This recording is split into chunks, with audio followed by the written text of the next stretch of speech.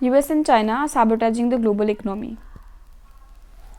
Chinese की जो mercantilism थी ना, उसी ने यूएस की प्रोटेक्शनिज्म को स्टार्ट किया था। ट्रम्प का जो ये ऑब्सेशन है ना टैरिफ से, ये इसीलिए स्टार्ट हुआ था क्योंकि वो बिलीव करते हैं कि यूएस इकोनॉमी को बाकी कंट्रीज़ के ट्रेड डेफिसिट की वजह से काफ़ी हार्म पहुंचा है, स्पेशली इसके मैन्युफैक्चरिंग सेक्टर को।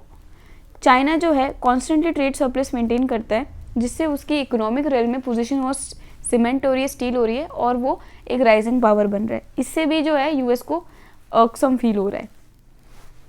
ट्रम्प का जो लिबरेशन डे टैरिफ है, उसने यूएस को one of the most protectionist economies के रूप में लाकर खड़ा कर दिया है। जहां यूएस के मार्केट में कभी 2% लगा करता था टैरिफ, आज वो 17% तक हो गया है ऑन एन एवरेज, जो कि 8 गुना इंक्रीज है। अब ऐसा क्यों है? हमने बोला कि reason is one of the reason is Chinese mercantilism. तो थोड़ा एक बार चाइनीज़ मर्केंटलिज्म की तरफ भी देख लेते हैं। चाइना के इकोनॉमिक डीएनए में रचा हुआ है कि वो मर्केंटलिस्ट बने। चाइना जो है, फाइनेंशियल टाइम्स ने भी एक रिपोर्ट में कहा था कि चाइना जो है वो ट्रेड को इम्पॉसिबल बना रहा है। कैसे? क्योंकि China there is nothing it wants to import and nothing it does not believe it can make better and cheaper. यानी चाइना खुद कुछ भी इम्पोर्ट नहीं करना चाहता, और चाइना के अंदर ये सुपीरियरिटी कॉम्प्लेक्स और बिलीफ है कि ऐसी कोई भी चीज़ नहीं है जो वो बेहतर और चीपर ना बना सके। ठीक है, ये सेम सेंटिमेंट तब 1793 में भी एक हुआ था, जब ब्रिटेन के कोई एक एमिशरी थे, वो चाइना की विजिट पे गए थे एम्परर को परसुएट करने, ताकि चाइनीज़ मार्केट को ब्रिटिश गुड्स के लिए ओपन किया जा सके। तब उस टाइम में 1793 में भी आप सोचो, 18th सेंचुरी में भी चाइनीज़ एम्परर ने क्या बोला था, हमारे सेलेस्टियल एम्पायर के पास ना सब कुछ है प्रोलिफिक एबंडेंस में, और कोई भी ऐसा प्रोडक्ट नहीं है जो हम लैक करते हैं। तो इसलिए हमें कोई ज़रूरत नहीं है जो बारबेरिक कंट्रीज़ है बाहर की, उनका प्रोड्यूस हमारी कंट्री में लाने की।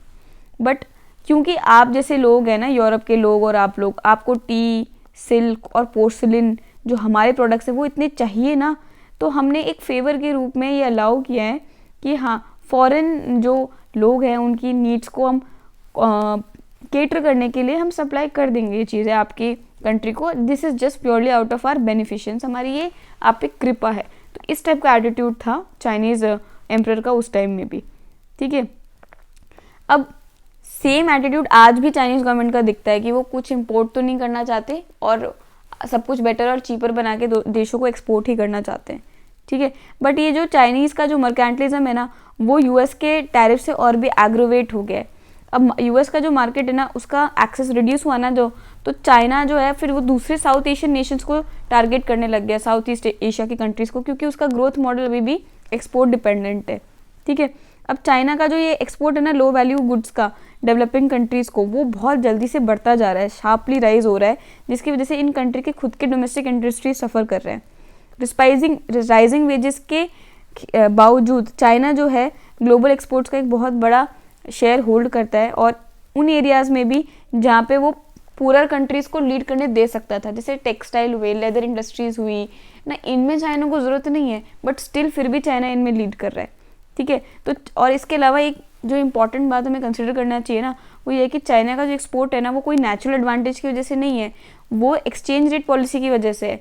चाइना ने अपनी रेमनबी को करीब 20% से भी ज़्यादा अंडर वैल्यू कर रखा है, तो उसकी वजह से उसके एक्सपोर्ट चीप हो जाते हैं।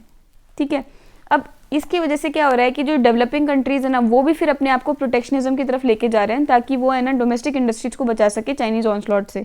ठीक है, लेकिन पूरा ऐसा करना भी पॉसिबल नहीं है, क्योंकि आज के डे में है ना, सिर्फ आप चाइना को आइसोलेट नहीं कर पाओगे। तो आपको प्रोटेक्शनिज्म अगर अपनाना है तो आप सारी कंट्रीज़ के अगेंस्ट अपनाओगे, तो बेसिकली वर्ल्ड ऑर्डर में आने वाले टाइम में protectionism will become a broader phenomena, जो हर कंट्री कर रहा होगा हर कंट्री के अगेंस्ट।